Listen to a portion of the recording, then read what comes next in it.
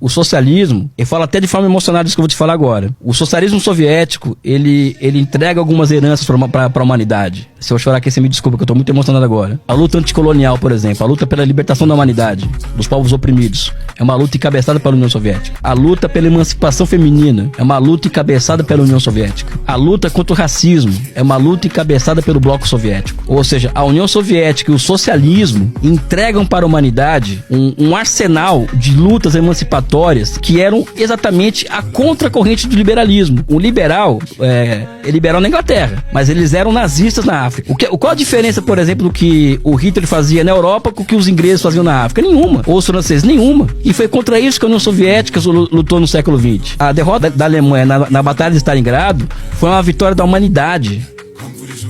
Entendeu? Ou seja, nós provamos que historicamente, que a história demonstra que as experiências socialistas, as que existem, as que existiram, elas colocaram no centro da pauta a luta anticolonial, a luta antirracista, a luta pela emancipação feminista. Ou seja, não é à toa, por exemplo, que todo o movimento negro americano, ele foi exterminado por ser comunista. Porque o olhar deles era para a União Soviética, era para a China, Panteras Negras, etc, sabe?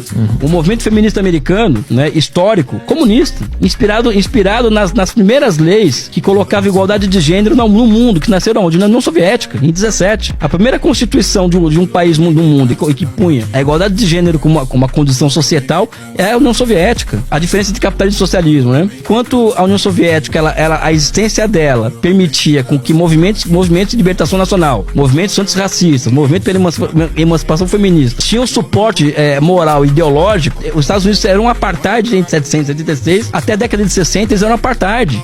Tinha lugares dos Estados Unidos que as pessoas não podiam sentar uma ao lado da outra, se eles eram branco ou eram negro. Ou seja, qual que é o movimento político que de fato traz e coloca no centro o ser humano na história? É o movimento comunista.